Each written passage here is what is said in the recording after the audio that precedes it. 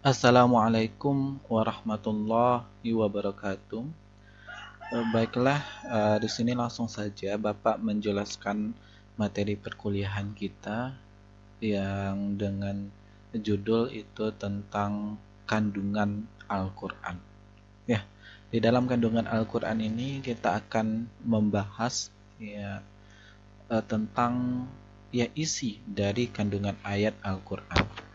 Ada di dalamnya pengertian ayat Al-Quran, ada pengertian surat Al-Quran, kemudian penamaan ayat Al-Quran, bilangan ayat Al-Quran, klasifikasi surat-surat Al-Quran, kemudian sistematika surat Al-Quran dan nama-namanya, ya kemudian ya hikmah surat-surat ayat Al-Quran, ya kemudian juga pembukaan surat Al-Quran, penutup surat Al-Quran, ya kemudian juga terkait dengan ya isi dari kandungan ayat Al-Quran, baik berkenaan dengan akidah, ibadah, akhlak, hukum-hukum, tazkir peringatan, sejarah atau kisah, baik berhubungan dengan dorongan untuk berpikir. Ya, kita bahas yang pertama itu adalah pengertian dari ayat Al-Quran. Kata ayat secara etimologis itu punya banyak arti. Yang pertama adalah mukjizat seperti yang terdapat pada Quran surat Al-Baqarah ayat 211 yang bunyinya Sal Bani Israil kam atainahum min ayatim bainah, yang artinya tanyakan ya tanyakan kepada Bani Israel ya berapa banyak bukti nyata atau mukjizat yang telah kami berikan kepada mereka. Artinya di sini adalah ayat berarti mukjizat kalau kita telusuri kata-kata yang digunakan di dalam ayat Al-Quran. Kemudian itu ya ayat secara etimologis juga berarti alamat atau tanda. Nah, ini bentuk suratnya. Kita coba lihat di dalam surat An-Nahl ayat 11. Inna fi zalika laayatal liqaumi yatafakkarun. Ya. Sesungguhnya pada yang demikian itu benar-benar ada tanda kekuasaan Allah bagi orang-orang yang berpikir. Nah, artinya ini sebagai tanda atau sebagai halaman.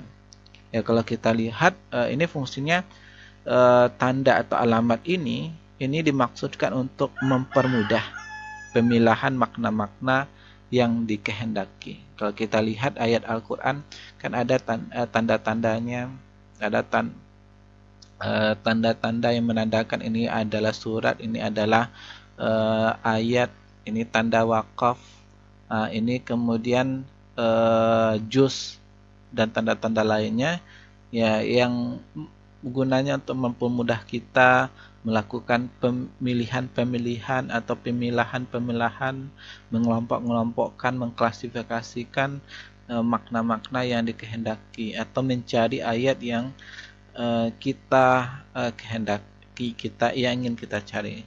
Coba kita, kalau seandainya tidak ada alamat Quran itu, tidak ada juz, tidak ada ayat, tidak ada surat, ya otomatis akan sangat sulit sekali kita menentukan ayatnya. Ini ayat berapa? Ini surat berapa? Gimana cara kita? Ini yang dikatakan alamat atau tanda. Kemudian juga diartikan ibrah atau pelajaran. Ya, kita lihat Quran surat Hud. Ya, kita lihat ayat 103. Inna fi zalika laayatan liqaumi khafa azabal akhirah. Ya, sesungguhnya pada yang demikian itu benar-benar terdapat pelajaran bagi orang yang takut kepada azab akhirat. Nah, ini artinya pelajaran atau ibrah. Kalau kita lihat di ayat Al-Quran sangat banyak pelajaran-pelajaran, hikmah-hikmah yang dapat kita temukan di dalam Al-Quran. Kemudian sesuatu yang menakjubkan, kemudian kelompok atau kumpulan dan bukti dalil. Nah, ini pengertian kata ayat itu secara etimologis. Kemudian kita lihat di sini pengertian ayat Al-Quran itu secara terminologi, secara istilahnya. Kalau menurut Az-Zarqani, Muhammad Bakar Ismail, ayat itu adalah sekelompok kata yang memiliki awal dan akhir dan berada dalam satu surat Al-Quran. Nah, kita ya kalau kita ingin mudah memahami, kita buka Al-Quran. Ya, coba kita lihat yang mana ayat itu. Alif Lam Mim zalikal kitab la raiba fihi hudal lil muttaqin. Ini kan jelas, ini kan sekelompok kata, kumpulan dari kata-kata, susunan-susunan kata, susunan-susunan kalimat Al-Quran yang membentuk makna yang sempurna. Nah, kita lihat. Kita buka Al-Quran kita. Alif Lam Mim zalikal kitab la raiba fihi hudal lil muttaqin.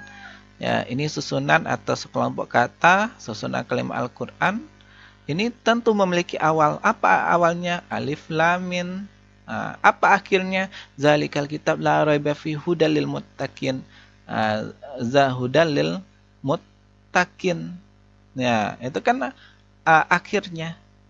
Dan berada di dalam satu surat dari Al-Quran. Alif Lam Mim zalikal kitab la raiba fihi hudal lil muttaqin. Ini berada dalam surat apa? Yaitu surat Al-Baqarah. Ini yang kita pahami. Langsung kita praktek supaya kita lebih paham. Jangan hanya teori saja.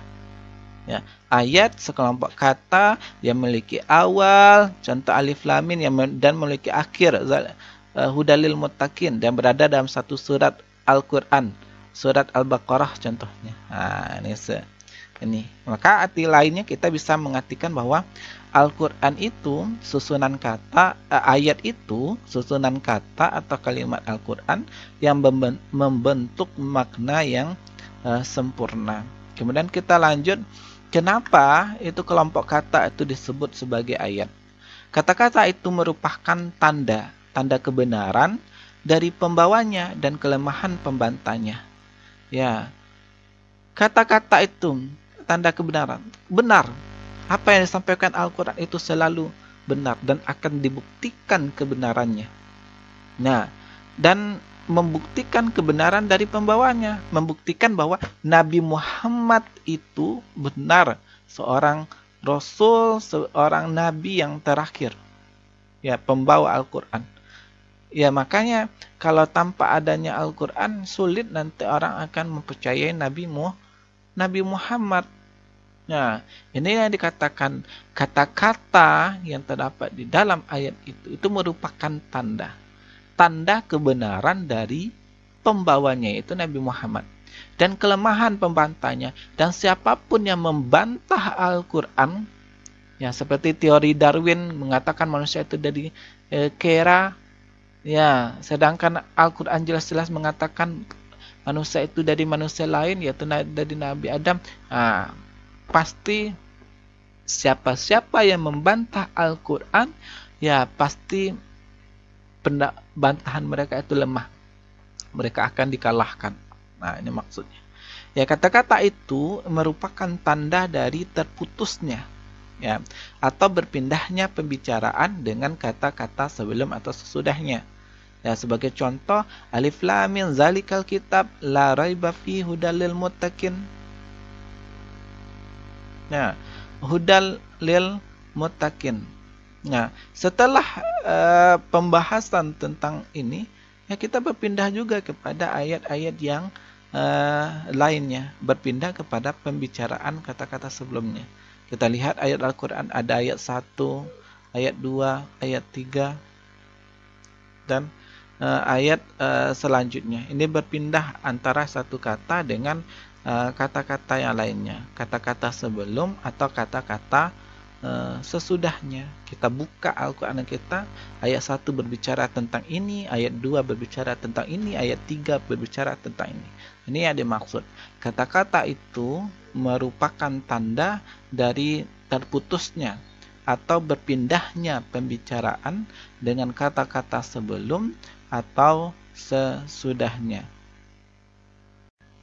Menurut Az-Zarqashi, Penentuan ayat bukan berdasarkan analogi atau berdasarkan kias, pemikiran atau penalaran, ya, atau pemikiran logika, melainkan itu tauqifi, ketentuan Allah melalui nabi. Ya, artinya penentuan ayat ini, ya, ini menurut, ya, menurut ketentuan, sudah ada ketentuannya, yaitu berasal dari Allah, ya, ketentuan Allah itu melalui nabinya, yang biasa disebut dalam bahasa agamanya itu tauqifi, ya, dalam hal penentuan ayat, ya. Kemudian pengertian ayat itu secara etimologis dan terminologis punya relevansi yang kuat, ya, antara etimologi atau secara bahasa atau secara istilah itu punya kaitan atau hubungan yang kuat antara keduanya, bahasa dan istilah. Ya, ayat Al-Quran itu merupakan mukjizat dan tanda kenabian. Memang mukjizat terbesar bagi Nabi Muhammad. Mukjizat yang terbesar itu bukan membela bulan atau yang lainnya, bukan kapal Nabi Nuh atau yang lainnya, atau mukjizat Nabi Muhammad yang sangat banyak. Ya, selain dari Al-Quran, bukan itu, tetapi mukjizat terbesar itu adalah Al-Quran, ya, yang dapat kita saksikan sekarang ini, ya, dan itu adalah tanda kenabian dari Nabi Muhammad. Ya, ayat berisi pelajaran, ya, ayat ini kan pelajaran, kita baca ayat Al-Quran kan banyak pelajaran-pelajaran di dalamnya. Kemudian di dalamnya terdapat peringatan, basyira wa nazira, kabar gembira dan peringatan, ya, kepada manusia yang menakjubkan melalui kalimat, melalui kata atau huruf, dan merupakan itu dalil kebesaran dari Allah. Nah, setiap kata itu mukjizat, mulai dari surat Al-Fatihah sampai surat An-Nas, semuanya itu mukjizat semuanya. Tidak ada berubah dari awal turunnya wahyu sampai sekarang ini, tidak ada perubahan dari satu huruf pun dari ayat Al-Quran. Alif Lam turun dari Allah, Alif Lam Mim seperti itu turun dari kita, Alif Lam Mim, tidak bertambah satu kata huruf pun dan tidak berkurang itu satu huruf pun. Dan di dalamnya itu banyak terdapat pelajaran-pelajaran dan peringatan. Kemudian kita lihat di sini pengertian surat Al-Quran. Dari kita mengkaji tentang ayat, sekarang kita mengkaji tentang surat. Surat itu secara bahasa itu mempunyai pengertian kedudukan, ketinggian atau kemuliaan. Dan menurut istilah, surat adalah kumpulan kandungan beberapa ayat yang mempunyai permulaan dan penutup. Sedikitnya ayat yang tergantung pada surat ada 3 ayat. Nah, kita lihat secara praktisnya. Surat adalah kumpulan kandungan beberapa ayat. Nah, kumpulan beberapa ayat seperti surat Al-Fatihah, ya, yang biasa kita baca ketika sholat, itu kumpulan kandungan beberapa ayat. Itu adalah 7 ayat. Masing-masing ayat itu punya kandungan. Nah, ini yang katakan kumpulan dari kandungan beberapa ayat. 7 ayat ini itu dikumpulkan, masing-masingnya punya kandungan. Nah, inilah ayat surat Al-Fatihah. Yang mana mempunyai permulaan. Apa permulaannya? Yaitu, ya, ada Bismillahirrahmanirrahim. Ya, kemudian yang akhirnya waladhdallin. Ya, itu yang sebagai penutup. Dan sedikitnya itu ayat tergantung pada surat 3 ayat. Yang sedikitnya 3 ayat, yaitu surat yang terpendek dalam Al-Quran itu surat Al-Kautsar.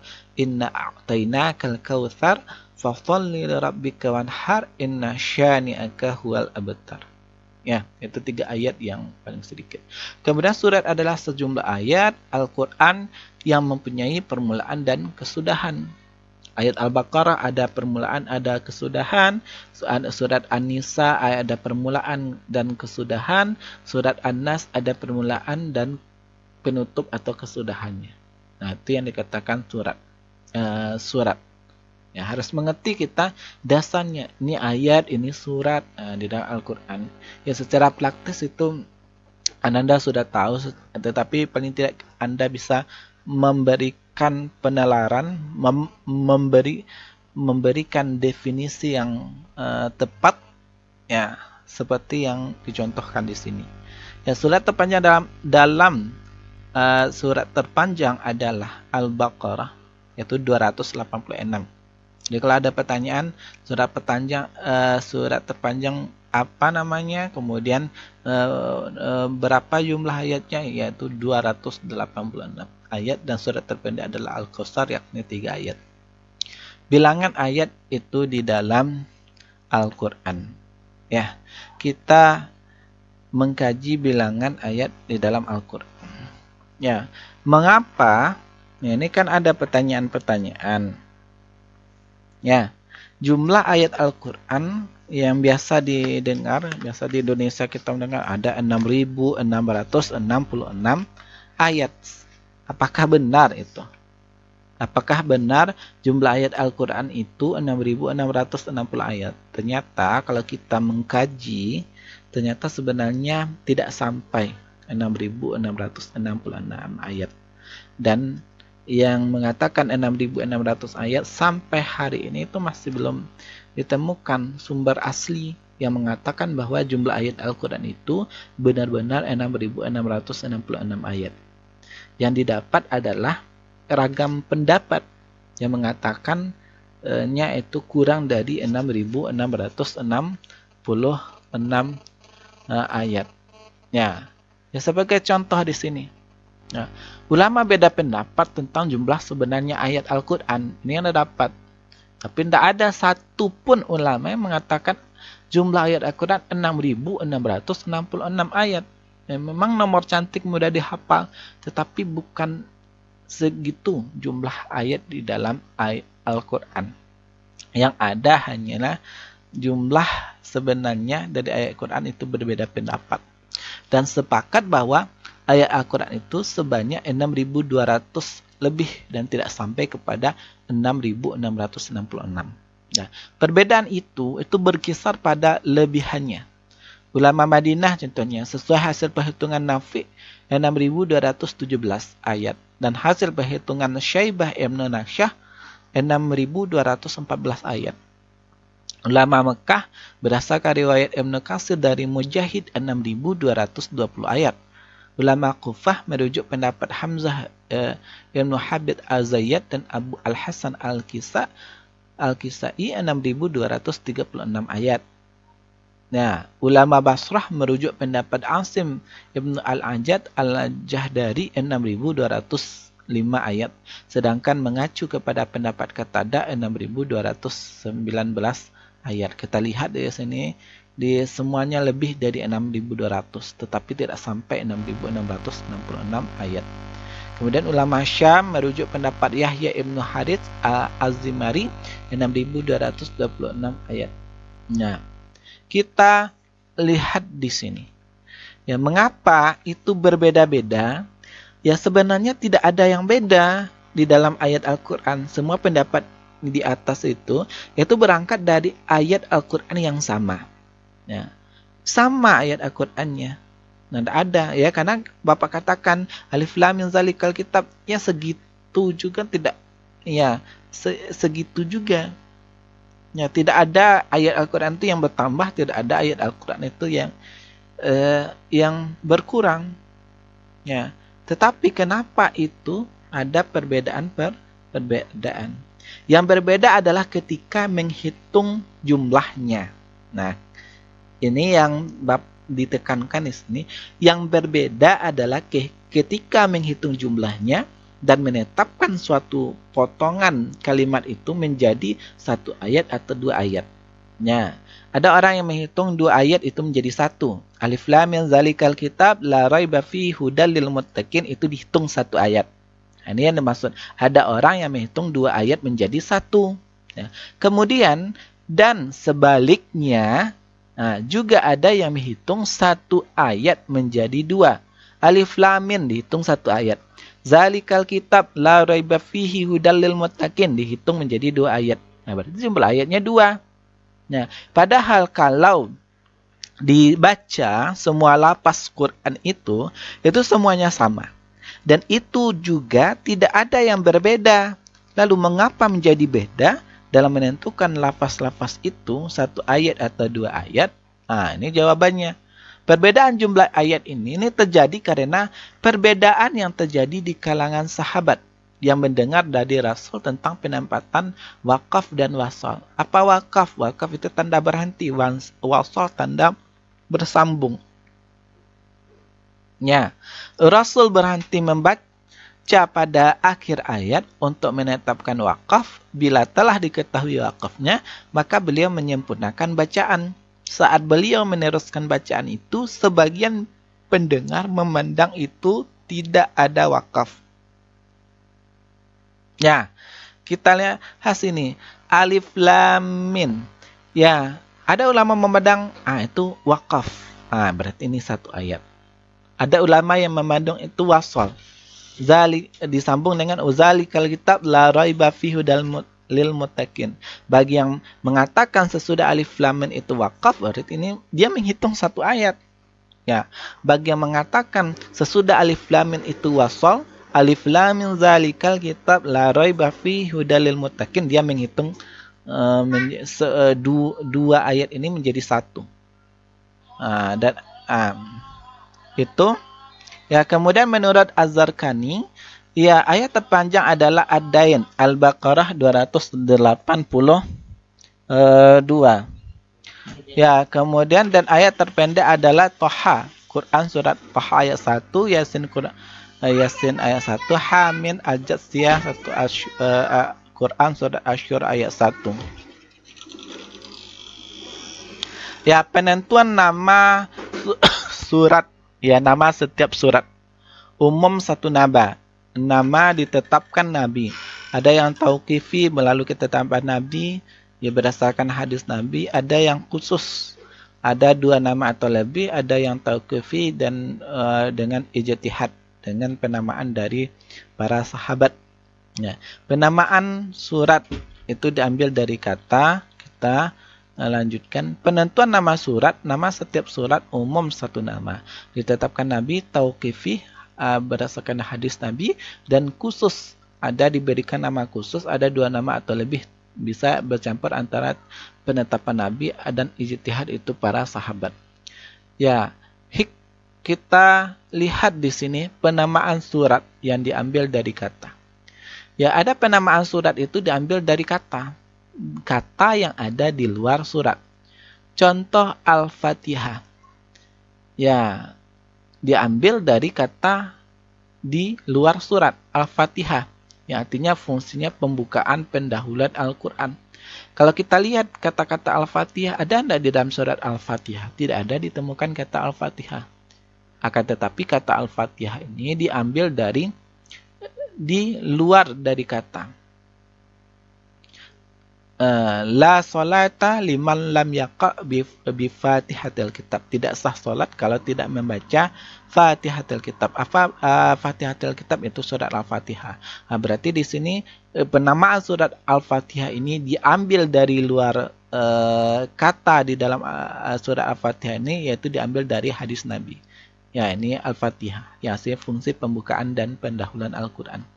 Kemudian ya, penamaan surat itu diambil dari kata yang berkenaan dengan tema yang dibicarakannya. Contoh Quran An-Nisa.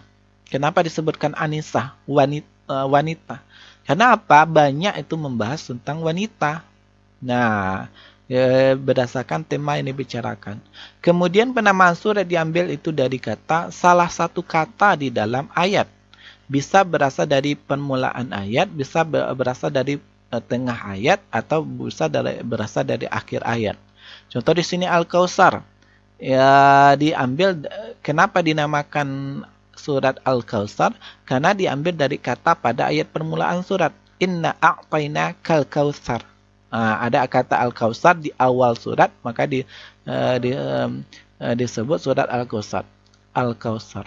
Kemudian ada dinamakan Al-Alaq, tengah. Ya, karena katanya terdapat di tengah ayat.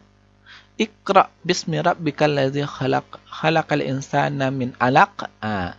Iqra wa rabbukal akram. Al-alaq di sini kan diambil dari tengah ayat.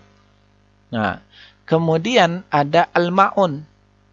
Ara'aita allazi yukazzibu biddin fadzalikal ladzi yad'ul yatim wa la yahuddu 'ala ta'amil miskin fawailul lil musallin alladzina hum 'an salatihim sahun alladzina hum yura'un wa yamna'unal ma'un. Al-ma'un ini terdapat pada akhir ayat. Nah, ini yang dimaksud. Diambil dari salah satu kata di dalam ayat, baik di permulaan ayat atau di pertengahan ayat atau di akhir ayat. Kemudian kita lihat di sini. Ya, ini ada juga hikmah. Ya, hikmah penentuan nama dan pembagian surat. Hikmah penentuan nama dan pembagian surat ini, hikmah yang pertama adalah menunjukkan tema pembicaraan. Ya, seperti nama yang disebutkan di sini surat An-Nisa, banyak yang menunjukkan tema tentang banyak yang dibicarakan dalamnya adalah tentang wanita. Ya, kemudian yang kedua, agar dipahami maksud dan isi tiap surat. Ya, agar dipahami maksud isi tiap surat. Ya, surat An-Nas, kenapa surat An-Nas? Ini agar dipahami maksud dan isi tiap Al-Quran. Kenapa dikatakan surat Al-Kafirun dan lain sebagainya. Ini. Kemudian yang ketiga, perincian masing-masing surat tersebut itu menunjukkan keterkaitan makna di dalamnya. Ada kaitan antara satu makna dengan makna lainnya yang terdapat di dalamnya. Nah, kemudian hikmah penentuan nama pembagian surat ini adalah mengisyaratkan semua surat mukjizat meskipun pendek, karena panjangnya suatu surat tidak mesti menunjukkan kelebihannya. Seperti surat Al-Baqarah, ya, itu sama-sama dengan surat yang paling pendek, surat Al-Kautsar, itu sama-sama keduanya, baik Al-Baqarah meskipun panjang ataupun Al-Kautsar meskipun pendek, sama-sama mempunyai mukjizat. Ya, panjang arti meskipun pendek atau karena panjangnya suatu surat tidak mesti menunjukkan kelebihan antara satu surat dengan surat yang lainnya. Sama-sama keduanya mukjizat. Jangan sampai kita mengatakan, oh Al-Kautsar ini suratnya pendek, berarti tidak ada mukjizatnya. Tidak seperti itu. Ya, baik pendek atau panjangnya surat, baik surat terpanjang Al-Baqarah, baik surat terpendek Al-Kautsar, keduanya sama-sama mukjizat. Ya, kemudian ya, hikmahnya yang selanjutnya itu adalah mempermudah, menumbuhkan kerinduan untuk mempelajari Al-Quran, memperingan penghafal Al-Quran. Ya, agar mudah kita mencari ayat. Ya, kalau tidak ada surat, ya tidak ada pembagian batas-batas pengelompokan dari hal ayat atau suratnya, akan sulit. Surat apa yang Anda hafal? Akan sulit untuk menjawabnya. Nah, kalau ada surat atau ayat, surat apa yang Anda hafal? Oh, saya hafal juz Ammah. Nah, saya hafal surat Al-Fatihah. Saya hafal surat Al-Baqarah, itu jelas. Ya, kalau tidak ada surat Al-Baqarah, bagaimana nanti? Ya, kan sulit. Ya, artinya di sini adalah untuk mempermudah mencari ayat atau hal-hal lainnya, mempermudah dalam hal mempelajari Al-Quran, ya, menumbuhkan kerinduan mempelajari Al-Quran. Oh, sekarang baru hafal surat An-Nas, biasa ditambah lagi dengan surat-surat yang lainnya. Ya, kalau satu Quran saja kan, ya bagaimana menghafalnya itu dalam sehari? Nah, kan sulit. Ya, itu kemudian memperingan seorang penghafal Al-Quran. Ya, ada batasan-batasannya. Ini yang dihafal sekarang halaman ini, surat ini, kan jelas di situ. Kemudian kita lihat penentuan nama surat Al-Quran. Kita dalami yang tadi. Dalam penamaan, peletakan dan tujuan dari penyusunan Al-Quran menjadi mushaf yang seperti yang kita lihat dan dibaca pada sekarang ini, tidak ada pendapat dari ulama atau pendapat para ahli Al-Quran menyebutkan alasan secara spesifik, memberikan alasan dalam penamaan tujuan serta letaknya dari surat-surat dan ayat-ayat. Hal itu semua sudah ditentukan oleh Nabi sebagaimana wahyu yang terima dari Allah. Dan juga dari surah-surah itu kebanyakan memiliki satu nama. Ada sebagian surah yang memiliki dua atau beberapa nama. Nah, surat Al-Hamdu memiliki nama lain, Fatihatul Kitab. Ada Ummul Kitab, ada As-Sab'ul Masani. Jalaluddin As-Suyuti menyebutkan 10 lebih dari 20 nama surat Al-Fatihah ini. Artinya nama-nama lain. Ini fungsinya apa? Ya, nanti kalau disebutkan, contoh di sini At-Taubah, nama lainnya Al-Bara'ah. Terkadang penerbit itu ya tidak ditulisnya At-Taubah, tetapi yang ditulisnya surat Al-Bara'ah. Nanti ketika Anda mencari dalam ayat Al-Quran, umpama Anda ada tugas mencari surat At-Taubah ayat 10. Anda cari-cari sini, tidak ketemu. Ya, kenapa nggak ketemu? Ya, karena penerbitnya menulisnya Al-Bara'ah. Anda tidak tahu bahwasanya Al-Bara'ah itu nama lain dari surat At-Taubah. Ini pentingnya Anda di sini mengenal nama-nama lain dari Al-Quran. Yang terkadang penerbit itu, yang menerbitkan Al-Quran itu, yang menulis nama lain, ya selain nama yang familiar yang kita kenal. Yang dikenal, yang di masyarakat kan At-Taubah. Kalau ditulis Al-Bara'ah, bagaimana kita mencarinya? Nanti akan kesulitan. Ini fungsinya kita mengenal nama-nama lain dari Al-Quran itu sendiri. Nama surat dalam Al-Quran. At-Taubah nama lainnya Al-Bara'ah. Al-Isra nama lainnya Subhan Bani Israel. An-Namal nama lainnya Sulaiman. Al-Ghafir nama lainnya Al-Mu'min, Al-Fusilat nama lainnya As-Sajidah, Muhammad nama lainnya Al-Qital, Al-Muluk nama lainnya Tabarak, At-Tauhid nama lainnya Al-Ikhlas. Ya, kemudian nama surat, alasan penamaan, Al-Baqarah, penggunaan lafal Al-Baqarah sapi betina. Dan pembahasan tentangnya hanya ada dalam surat ini. Meskipun lafal Al-Baqarah tercantum dalam surat Al-An'am ayat 144 dan 146 dan lafal Baqarah tercantum dalam surat Yusuf ayat 42 dan 46, namun tidak sedetail di surat Al-Baqarah. Ya, Ali Imran, lafal Ali Imran hanya disebutkan sebanyak 2 kali dalam surat ini, ayat 33 dan 35, dan tidak disebutkan di surat lain. An-Nisa, surat ini menjelaskan hukum-hukum tentang wanita dalam 17 ayatnya. Al-Ma'idah, lafal Al-Ma'idah hanya disebut dalam surat ini saja, yaitu ayat 112 dan 114, dan tidak disebutkan di surah lainnya. Yunus, satu-satunya surat dalam Al-Quran yang membahas tentang Nabi Yunus. Al-Isra, satu-satu surat yang membahas tentang Isra. An-Nahl, satu-satu surah yang membahas tentang lebah. Nah, kemudian kita lihat klasifikasi surat-surat Al-Quran. Pembagian surat-surat di dalam Al-Quran. Jumlah surat dalam Al-Quran adalah 114 surat. Ini familiar, harus tahu kita ya. Apalagi kita kuliah di IAIN. Ya, meskipun jurusan kita akuntansi, perpustakaan, atau pemikiran politik Islam, ya tetap ya kita harus tahu.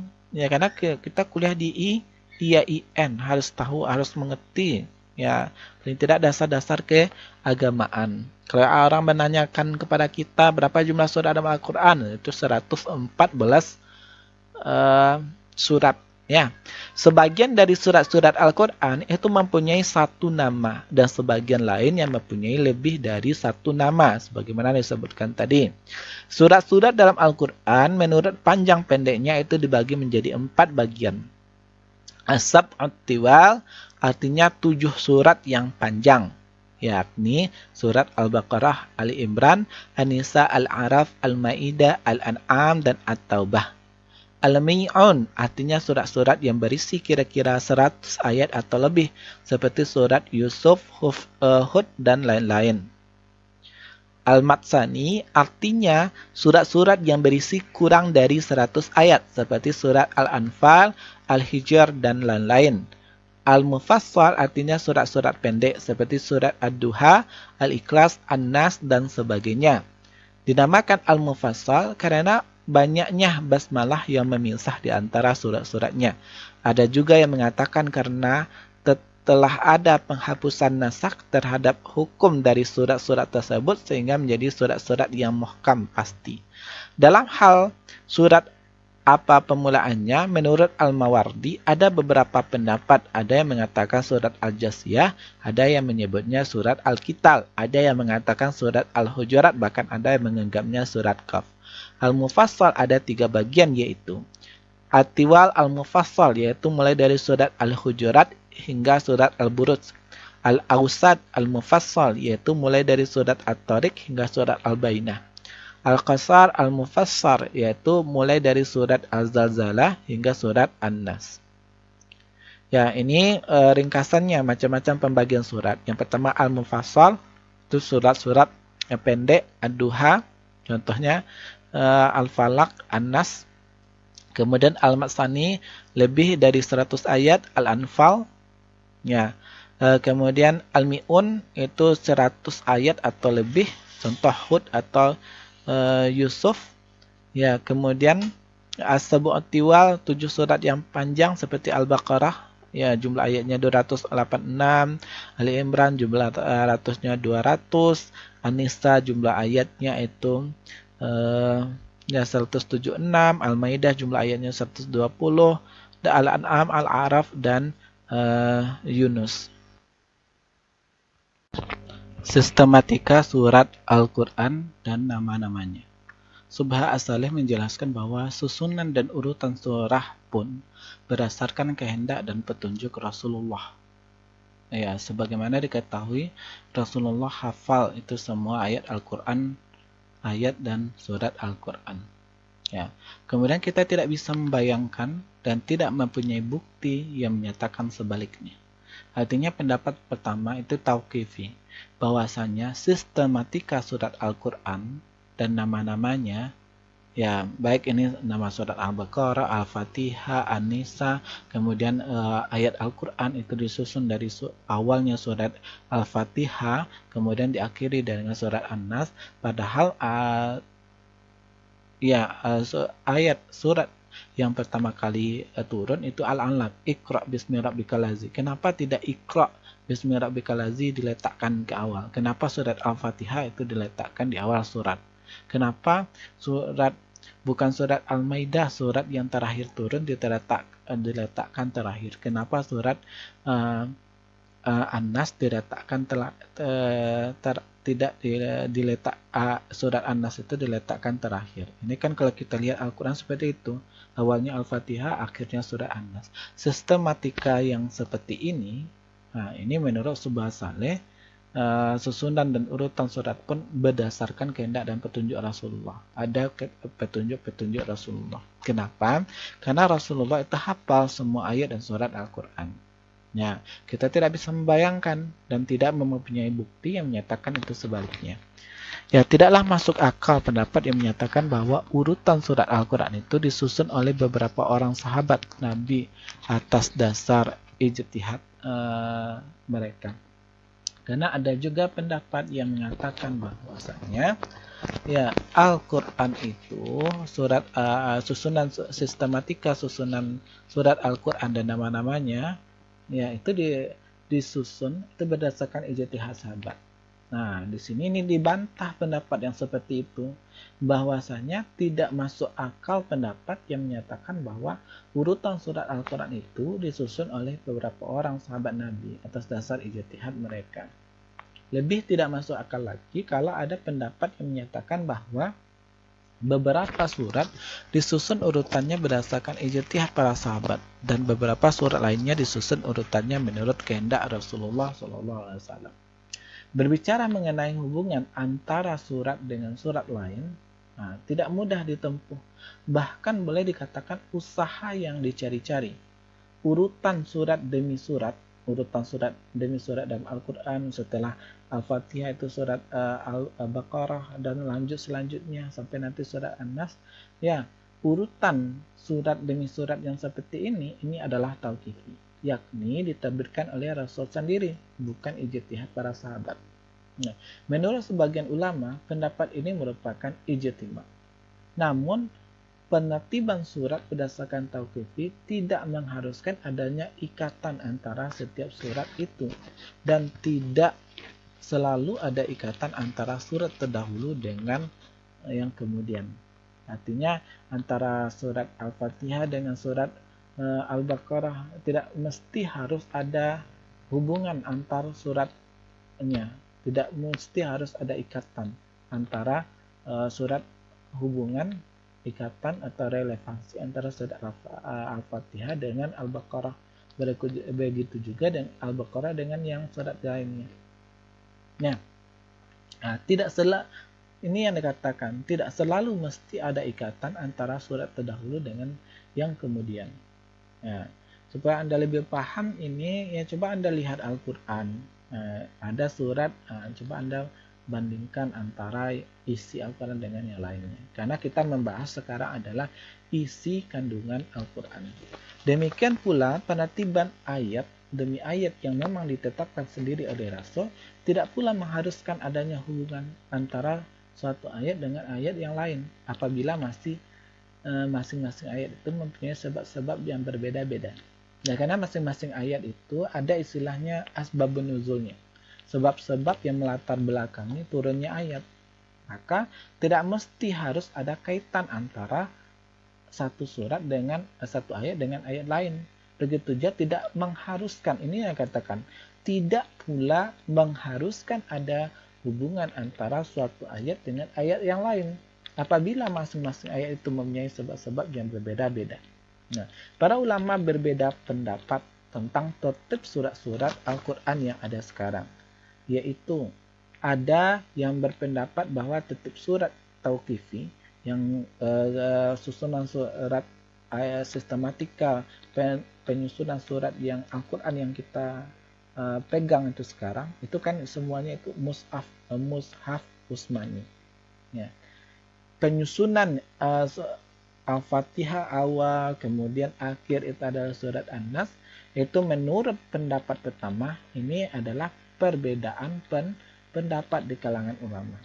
Nah, ada yang berpendapat, ini pendapat pertama ya, ada yang berpendapat bahwa tertib surat itu tauqifi dan ditangani langsung oleh Nabi.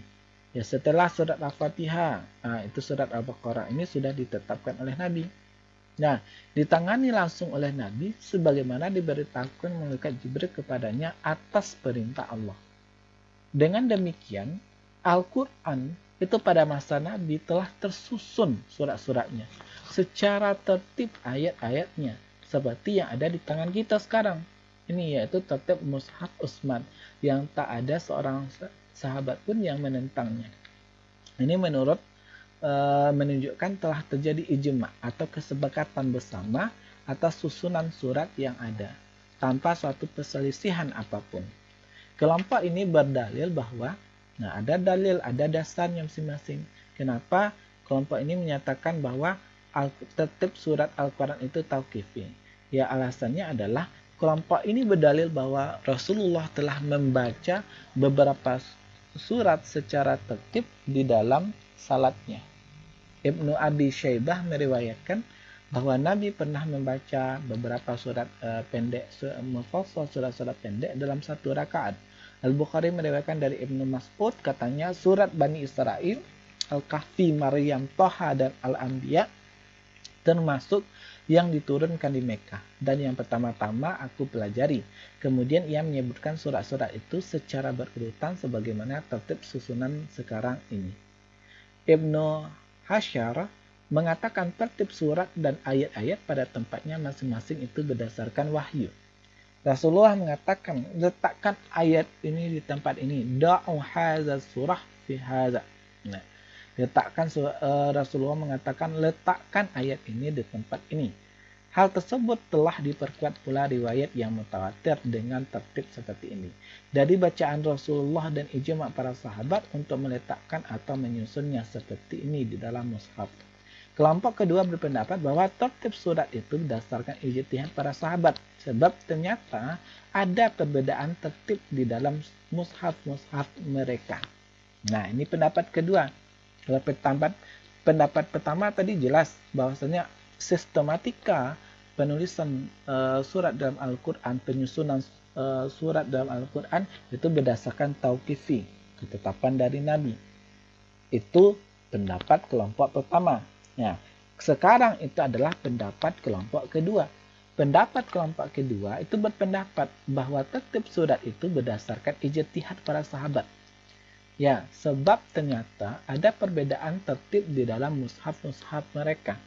Ya, karena ada perbedaan mushaf Abu Bakar seperti ini, mushaf Ali seperti ini. Contoh mushaf Ali ini disusun berdasarkan nuzul Quran. Surat pertama itu adalah Al-Alaq, ditulis di awal. Surat terakhir diturun adalah surat Al-Maidah, ditulis terakhir. Nah, seperti ini susunannya. Kalau sistematika susunan Ali, ya mushaf Ali, nah itu berdasarkan nuzul Quran. Berbeda nanti dengan mushaf yang kita pakai sekarang. Kalau mushaf Utsmani disusun tidak berdasarkan awal turunnya ayat Al-Quran, surat Al-Quran. Oke. Ini kelompok kedua berpendapat bahwa tertib surat itu berdasarkan ijtihad para sahabat, sebab ternyata ada perbedaan tertib di dalam mushaf-mushaf mereka. Misalnya mushaf Ali itu disusun menurut tertib nuzul. Nah, ini yang Bapak maksud tadi. Mushaf Ali disusun menurut tertib nuzul Al-Quran, yakni dimulai dengan Iqra, kemudian Al-Mudassir, lalu Nun, Al-Qalam, kemudian Al-Muzammil, dan seterusnya hingga akhir surat Makkiyah dan Madaniyah. Adapun mushaf Ibnu Mas'ud yang pertama ditulis adalah surat Al-Baqarah, kemudian An-Nisa, lalu disusul Ali Imran. Sedangkan dalam mushaf Ubay yang pertama ditulis adalah Al-Fatihah, Al-Baqarah, An-Nisa, lalu Ali Imran. Dan kemudian ada kelompok yang ketiga. Kalau kelompok ketiga ini berpendapat sebagian surat itu tertibnya bersifat tauqifi, artinya sebagian surat ini disusun ya berdasarkan dari Nabi, disusun berdasarkan tauqifi, petunjuk-petunjuk dari Nabi, dan sebagian lain ini berdasarkan ijtihad sahabat, berdasarkan ijtihad atau pendapat dari para sahabat. Ini bercampur, kelompok yang ketiga ini bercampur. Sebagian surat itu tertibnya bersifat tauqifi di sini, dan sebagian surat lainnya itu berdasarkan ijtihad itu para sahabat. Nah, hal ini karena terdapat dalil yang menunjukkan tertib sebagian surat pada masa Nabi. Misalnya keterangan yang menunjukkan tertib as-sab'ut tiwal, al-hawa, mim, dan al-mufassal pada masa hidup Rasulullah. Berdasarkan dalil dan ijma ulama, pendapat yang pertama ini lebih kuat dan dapat dipegangi, di mana seluruh surat-surat Al-Quran itu seperti sekarang ini adalah berdasarkan petunjuk Rasulullah. Artinya pendapat yang paling kuat inilah pendapat yang pertama. Apa pendapat yang pertama?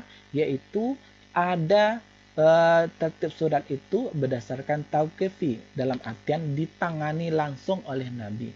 Nabi sendiri yang menyusun susunan surat di dalam Al-Quran. Ya, ini pendapat yang kuat di sini, yang pendapat yang lebih kuat. Nah, ini dasarnya. Berdasarkan dalil dan ijma ulama, pendapat yang pertama ini lebih kuat dan dapat dipegangi, di mana seluruh surat-surat Al-Quran itu seperti sekarang ini adalah berdasarkan petunjuk Rasulullah SAW. Bahkan sebagian ulama menerangkan itu sudah menjadi ketentuan Allah dalam Lauhul Mahfuz.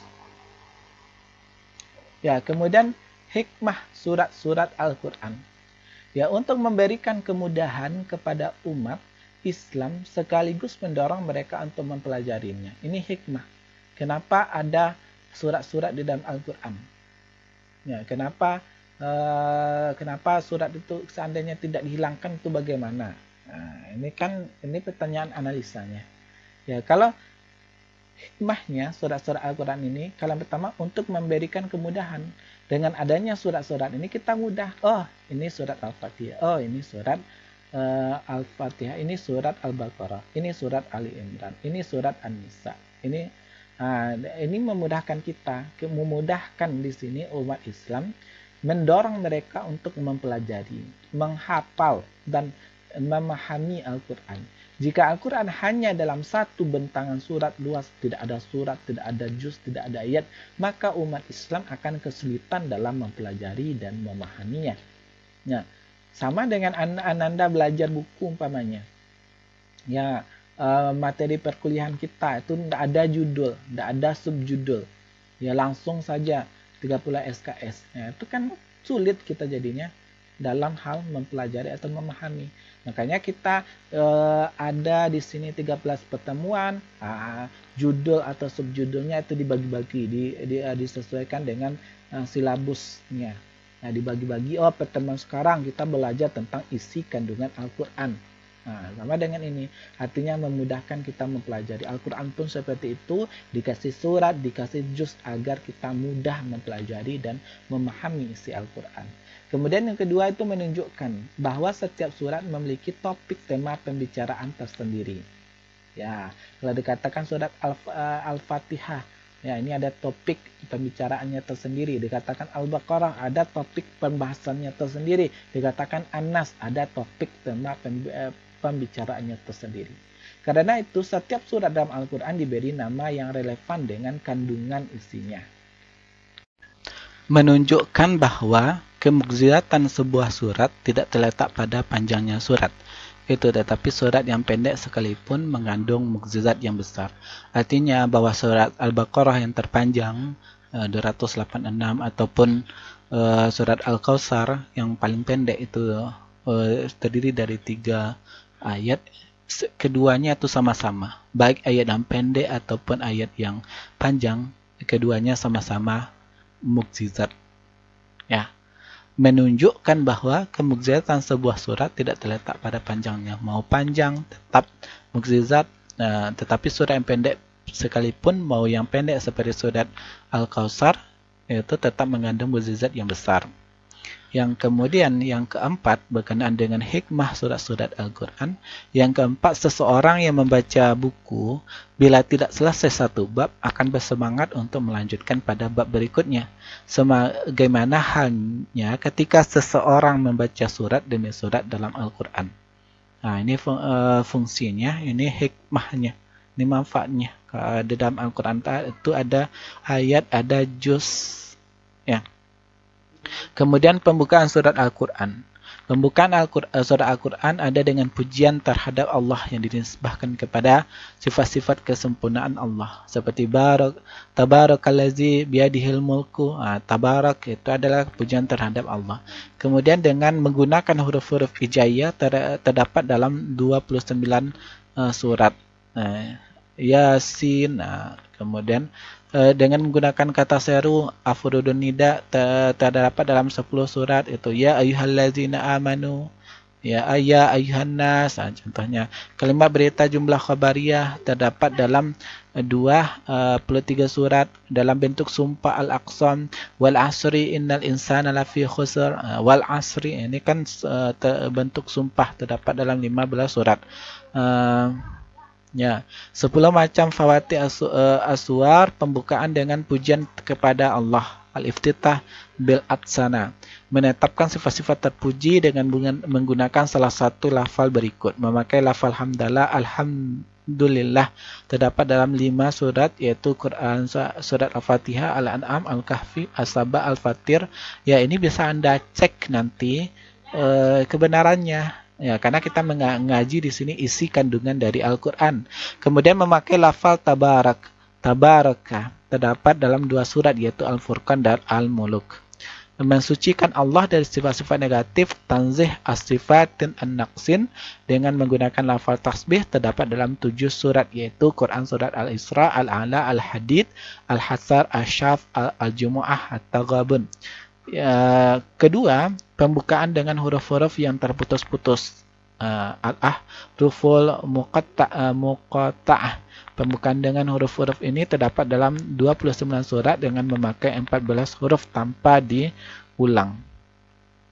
Kemudian awalan surat yang terdiri dari 1 huruf, 3 surat. Sa wal Qur'anil zikri, Qa wal Qur'anil majid, Nun wal qalami wa ma yasturun. Nah, awalan surat terdiri dari 2 huruf, 10 surat. Hamim. Ya. Al-Mu'minun, Ghafir, Fussilat, As-Surah, ya, Toha, Tasin, Yasin. Awalan surat terdiri dari 3 huruf, 13 surat. Alif Lam Mim, Alif Lam Ra, Qasim Mim. Awalan surat terdiri dari 4 huruf. Ya. Alif Lam Mim Sad, Alif Lam. Ini seperti ini. Awalan surat terdiri dari 5 huruf. Kah, Ya, Sa. Ya, pembukaan dengan panggilan al-iftitah bin nida terdapat 9 surat. Untuk Nabi, ya ayuhan Nabi terdapat dalam Quran surat Al-Ahzab ayat Tahrim At-Talaq.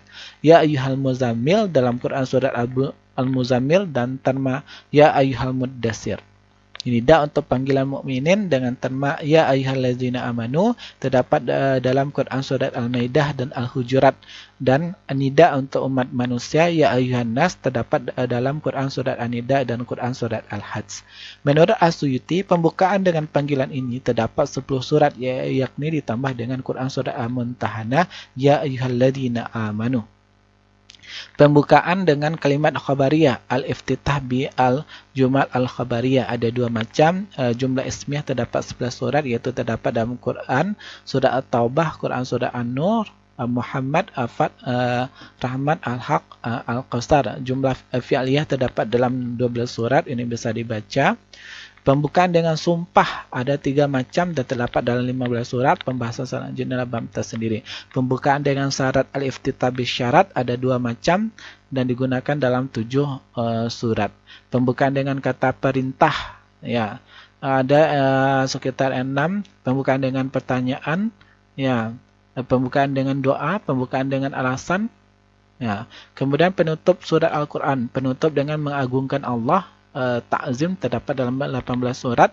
Penutupan dengan anjuran ibadah dan tasbih terdapat dalam 6 surat. Ya, penutupan dengan pujian at-tahmid, penutupan dengan doa terdapat dalam 2 surat. Penutupan dengan wasiat terdapat 7 surat. Penutupan dengan perintah dan masalah takwa terdapat Quran surat Ali Imran. Ya, penutupan dengan masalah kewarisan, penutupan dengan janji dan ancaman, penutupan dengan hiburan bagi Nabi SAW, penutupan dengan sifat-sifat Al-Quran, penutupan dengan bantahan, penutupan dengan ketauhidan, penutupan dengan kisah, penutupan dengan anjuran jihad, penutupan dengan perincian maksud, penutupan dengan pertanyaan. Ya, kemudian lanjut kita di sini membahas isi kandungan Al-Quran. Apa-apa saja isi dari kandungan Al-Quran. Ya. Ya, kalau tadi kita membahas tentang ayat, tentang surat, tentang sistematika penulisannya, ya, sekarang kita membahas tentang isi kandungan Al-Qur'annya, yaitu yang pertama isinya adalah tentang akidah. Ya, akidah adalah ilmu yang mengajarkan manusia mengenai kepercayaan yang wajib dimiliki oleh setiap orang di dunia. Al-Quran mengajarkan akidah tauhid dengan menanamkan keyakinan terhadap Allah Subhanahu wa Ta'ala yang satu, yang tidak pernah tidur dan tidak beranak pinak, percaya kepada Allah, salah satu butir rukun iman. Yang pertama, orang yang tidak percaya terhadap rukun iman disebut sebagai orang-orang kafir. Ya, di sini untuk memudahkan saja, kita kan tahu bahwa surat Al-Fatihah, ya, surat yang biasa kita pakai baca untuk sholat itu sudah terkandung di dalamnya semua isi kandungan Al-Quran. Nah, mari kita buktikan di sini. Yang pertama ini, apakah surat Al-Fatihah ini mengandung dari surat berkenaan dengan akidah? Ada. Ya, Bismillahirrahmanirrahim. Ar-Rahmanir-Rahim. Maliki yaumiddin. Iyyaka na'budu wa iyyaka nasta'in. Ihdinas siratal mustaqim. Di sini ada, ya, Bismillah dengan menyebut nama Allah yang Maha Pengasih lagi Maha Penyayang. Ar-Rahman Ar-Rahim. Ya, Ar-Rahman Ar-Rahim ini terkait dengan akidah, membicarakan tentang sifat-sifat Allah. Ar-Rahman, Allah itu Maha Pengasih Penyayang. Pengasih itu, Allah itu Maha Pengasih kepada seluruh makhluk. Ya, baik kepada binatang, kepada tumbuhan, Allah Maha Pengasih. Baik kepada benda mati, benda hidup, baik kepada yang gaib atau yang nyata, baik yang kepada yang durhaka atau yang taat kepada Allah, tetap Allah pengasih. Dan Ar-Rahim, Allah itu khusus Maha Pengasihnya kepada orang-orang Muslim. Ya, khusus kepada orang Muslim. Nah, ini menggambarkan Ar-Rahman Ar-Rahim. Ini menggambarkan sifat Allah. Sifat Allah menggambarkan itu tentang akidah. Ya, tentang akidah. Ya, tentang tauhid. Ada tauhid rububiyah, uluhiyah, asma wa sifat. Nah, kalau tentang Ar-Rahman Ar-Rahim ini masuk kepada sifatnya Allah. Ya, Allah pengasih penyayang. Nah, ini contohnya akidah. Ya, kalau di dalam ayat lain, ya di dalam surat ya, Qul huwallahu ahad, Allahus samad, lam yalid wa lam yulad wa lam yakul lahu kufuwan ahad. Nah, ini berbicara tentang akidah. Ya, sangat banyak ayat-ayat Al-Quran berbicara tentang akidah. Kemudian ayat Al-Quran berbicara tentang ibadah. Apa itu ibadah? Ibadah adalah segala bentuk ketaatan yang dijalankan atau dikerjakan untuk mendapatkan ridho dari Allah. Bentuk ibadah dasar dalam ajaran Islam adalah mengucapkan 2 kalimat syahadat. Salat 5 waktu, membayar zakat, puasa di bulan suci Ramadan, dan beribadah pergi haji bagi yang telah mampu menjalankannya. Pertanyaannya, apakah ada ayat surat Al-Fatihah ini berbicara tentang ibadah? Ada. Contoh, iyyaka na'budu wa iyyaka nasta'in. Hanya kepadamulah kami menyembah dan hanya kepadamulah kami meminta pertolongan. Iyyaka na'budu. Hanya kepada Allah kita beribadah. Nah, ini berkaitan dengan ibadah. Ibadah luas sifatnya. Ada ibadah mahdah, ada ibadah ghairu mahdah. Ada ibadah yang ditentukan syarat dan rukunnya seperti sholat, seperti puasa, seperti haji. Itu kan ditentukan syarat dan rukunnya. Ada juga ibadah ghairu mahdah. Ibadah yang tidak ditentukan syarat dan hukumnya. Ya, seperti buat baik itu ibadah seperti kita belajar sekarang, belajar online, belajar daring sekarang ini, perkuliahan daring ini ibadah kalau Anda niatkan untuk ibadah. Ya, kemudian kita lanjutkan. Ya, akhlak. Apa itu akhlak? Isi kandungan akhlak. Al-Quran berkenaan dengan akhlak. Akhlak adalah perilaku yang dimiliki oleh manusia, baik akhlak yang terpuji atau tercela. Allah Subhanahu wa taala mengutus Nabi Muhammad tidak lain adalah untuk memperbaiki akhlak manusia. Innama bu'astu liutammima makarimal akhlak. Itu pengakuan dari Nabi. Setiap manusia harus mengikuti apa yang diperintahkannya dan menjauhi larangannya. Ya. Bagaimana? Apakah pertanyaannya? Apakah ada surat Al-Fatihah membahas tentang akhlak? Ada. Ar-Rahmanir Rahim tadi. Allah Maha Pengasih, Maha Penyayang. Allah saja pengasih, penyayang. Maka kita sebagai manusia, sebagai makhluk Allah, sebagai khalik, kita sebagai ciptaan dari Allah, ya harus itu mengikuti Allah. Apa? Allah pengasih, penyayang. Kita pun harus pengasih, penyayang. Kata malereng, kata mendata, kata mendaki, yang sama kita saling sayangi, yang kecil itu dia sayangi, yang orang tua dihormati, itu akhlak di sini. Pengasih, penyayang kepada sesama manusia, menjaga hubungan baik kita, hablum minan nas dan juga hablum minan nas minallah, menjaga hubungan baik kita dengan Allah, kemudian menjaga hubungan baik kita dengan sesama manusia. Ini berkaitan dengan akhlak. Kemudian yang lanjutnya, isi kandungan Al-Quran juga membahas tentang hukum-hukum. Hukum-hukum yang ada dalam Al-Quran adalah memberi suruhan atau perintah kepada orang yang beriman untuk mengadili dan memberikan penjatuhan hukuman pada manusia yang terbukti bersalah. Hukum dalam Islam berdasarkan Al-Quran ada beberapa jenis seperti jinayat, muamalat, munakahat, faraid, dan jihad. Ya, pertanyaannya apakah ada hukum-hukum di dalam surat Al-Fatihah? Itu ada. Nah, Bismillahirrahmanirrahim. Alhamdulillah Rabbil Alamin Ar-Rahmanirrahim Maliki Yaumiddin. Ya, iyyaka na'budu wa iyyaka nasta'in ihdinas siratal mustaqim. Ya, tunjukilah kami jalan yang lurus. Jalan yang lurus itu, apa jalan yang lurus itu? Itu Islam. Nah, kita harus mengikuti syariat Islam, itulah jalan yang lurus. Ya, harus mengikuti hukum-hukum Islam, itulah jalan yang lurus yang akan mengantarkan kita kepada kebahagiaan dunia dan akhirat. Kalau kita menyimpang, ya, tidak ihdinas siratal mustaqim siratal ladzina an'amta 'alaihim, jalan yang telah Allah anugerahkan kepada kita. Apa itu jalan yang Allah anugerahkan? Yaitu Islam, yaitu syariat Islam. Nah, ghairil maghdubi 'alaihim waladdallin, bukan jalan yang engkau murkai, bukan jalan yang engkau yang jalan-jalan yang sesat. Maka kita ikuti hukum-hukum syariat Islam, baik berkenaan dengan jinayat, muamalat, munakahat, ya sangat banyak hukum-hukum Islam yang dibahas itu di dalam Al-Quran. Kemudian tazkir, peringatan.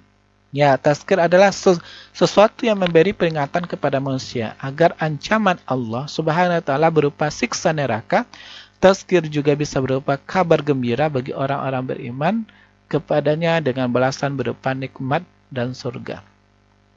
Ya, kita lihat di sini apakah ada tazkir, peringatan di dalam ayat surat Al-Fatihah. Itu ada ihdinas siratal mustaqim siratal ladzina an'amta 'alaihim ghairil maghdubi 'alaihim waladdallin, bukan jalan yang telah engkau murkai, bukan jalan pula orang yang sesat. Artinya kita ihdinas siratal mustaqim, kita diperingatkan agar kita mengikuti syariat Islam.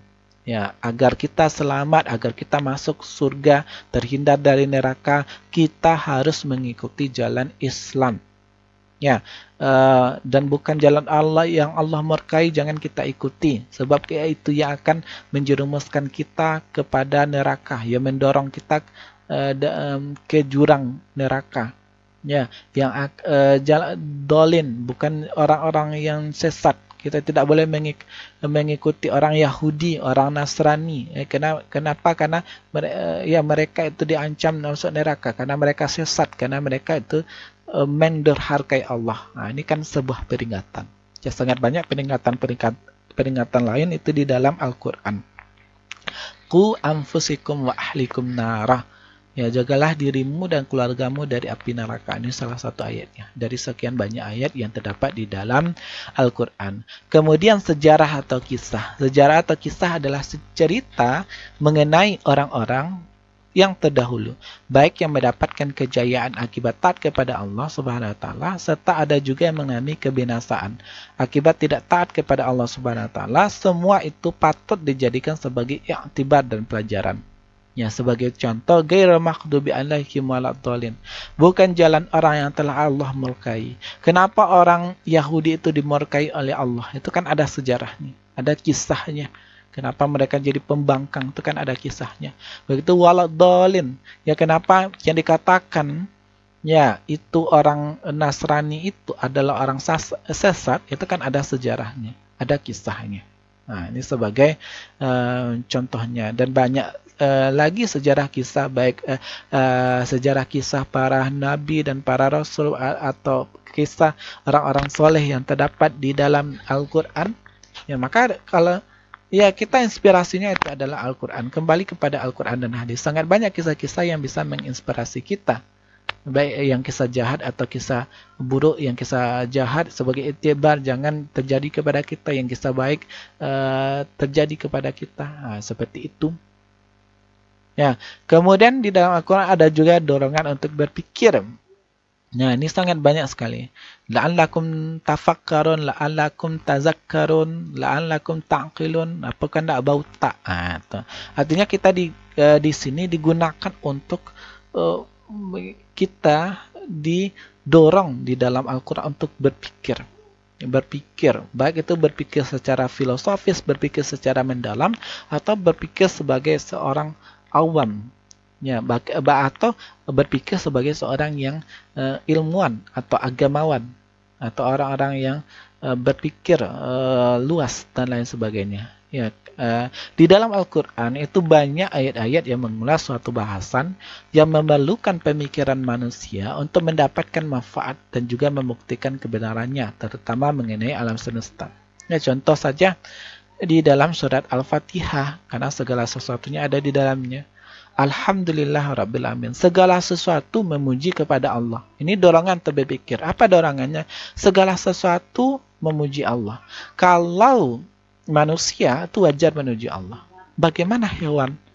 bagaimana tumbuh-tumbuhan itu memuji Allah, bagaimana benda mati itu memuji Allah. Ini kan pikiran kita itu didorong, ya, dorongan bagi kita untuk berpikir, ya, bagaimana cara tumbuhan itu ya memuji Allah. Alhamdulillah Rabbil Alamin, segala sesuatu itu memuji Allah. Bagaimana membuktikan? Maka diadakan penelitian-penelitian. Makanya ada yang ditemukan oleh orang barat, ternyata tumbuh-tumbuhan itu berzikir kepada Allah. Kalau direkam, ada alat rekamnya itu tersebar di YouTube, ada kata-kata yang diulang seperti seakan-akan dia bertasbih kepada Allah. Ini sebagai contoh bukti didorong kita untuk berpikir dan melakukan penelitian terhadap alam, tadabbur alam ini, ya, untuk menemukan sesuatu yang bermanfaat bagi kita, ya, untuk membuktikan kebenaran Al-Quran. Alhamdulillah. Ya, dan juga sangat banyak yang lain-lainnya. Al-Quran berbicara tentang ilmu pengetahuan, mendorong ilmu pengetahuan, dan lain sebagainya. Artinya, ya, apapun nanti jurusan Anda, baik akuntansi syariah, perpustakaan, baik pemikiran Islam, itu semuanya ada dasarnya. Teori, konsep, gagasannya, semua itu ada di dalam Al-Quran. Tinggal Anda menggali baik makna secara tekstual dalam Al-Quran, atau makna secara kontekstual, atau makna yang tersembunyi di balik kontekstualnya ayat. Nah, Anda bisa nanti mencari intinya apa. Apapun jurusan Anda, apapun yang ada di bumi ini dari A sampai Z itu dibahas itu di dalam Al-Quran. Ya, ya, ini sebagai contoh isi kandungan Al-Quran. Al-Quran sebagai sumber ilmu. Ya, di Al-Quran dan Sunnah ini ada tercipta di dalamnya ilmu kalam, ilmu tafsir, ilmu hadis, ilmu fikih, ilmu tasawuf, ilmu tarikh, dan juga nanti akuntansi syariah, kemudian perbankan syariah, kemudian pariwisata syariah, atau di sini perpustakaan tentang hadis ayat Al-Quran menyinggung tentang perpustakaan, Sunnah menyinggung tentang perpustakaan, Al-Quran menyinggung tentang pemikiran politik Islam, Sunnah menyinggung tentang pemikiran politik Islam. Al-Quran itu sebagai sumber, ya. Dalam Al-Quran itu Al-Quran Sign. Kemudian ya, sangat banyak buku-buku membahas tentang isi kandungan Al-Quran. Ya, seperti di sini ensiklopedia ilmu dalam Al-Quran. Al-Quran membahas astronomi, politik, fisika, psikologi, matematik, ekonomi, kimia, arsitektur, sosiologi, kedokteran, sejarah, antropologi, geologi, biologi, arkeologi, pertanian, dan rujukan terlengkap isyarat-isyarat ilmiah itu di dalam Al-Quran. Ya, intinya sangat banyak yang dibahas di Al-Quran. Al-Quran merupakan sumber ilmu pengetahuan, mendorong seseorang untuk berpikir yang menghasilkan ilmu pengetahuan. Nah, ini sebagai contohnya. Ya, itu saja dari Bapak. Kalau ada salah dan janggal, Bapak sudahi dengan wabillahi taufiq wal hidayah. Wassalamualaikum warahmatullahi wabarakatuh.